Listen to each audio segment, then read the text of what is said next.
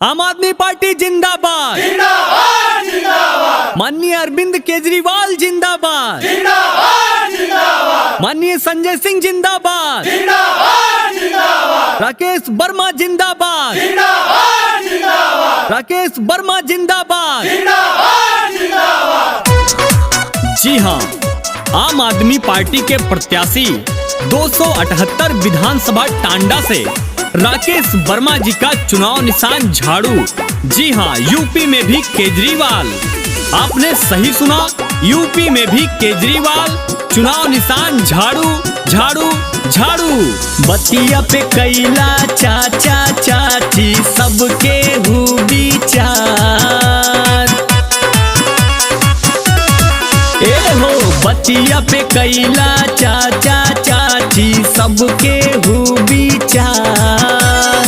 केजरीवाल के लावे के बा यूपी में सरकार। केहू के झस में ना आईगा हो, भैया झाड़ू पे मोहर लगेगा हो। राकेश वर्मा के अब की जीतेगा हो, भैया झाड़ू पे मोहर लगेगा हो। आपका भाई, आपका बेटा राकेश वर्मा जी का चुनाव निशान झाड़ू। माननीय संजय सिंह का चुनाव निशान झाड़ू।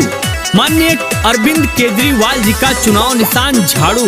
सामान्य जनता का चुनाव निशान झाड़ू झाड़ू झाड़ू।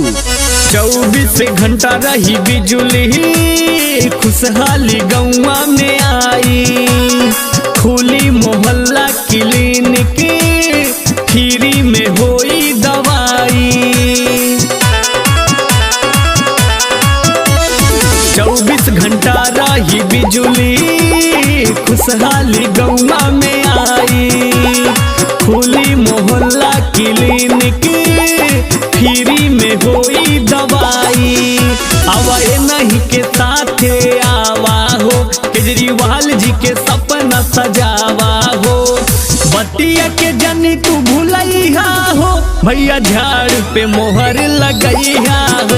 राकेश वर्मा के अब की जीतैहा हो, भैया झाड़ पे मोहर लगैहा हो। 278 विधानसभा टांडा का चुनाव निशान झाड़ू। यूपी में भी केजरीवाल। जी हाँ, सम्मानित जनता का चुनाव निशान झाड़ू झाड़ू झाड़ू।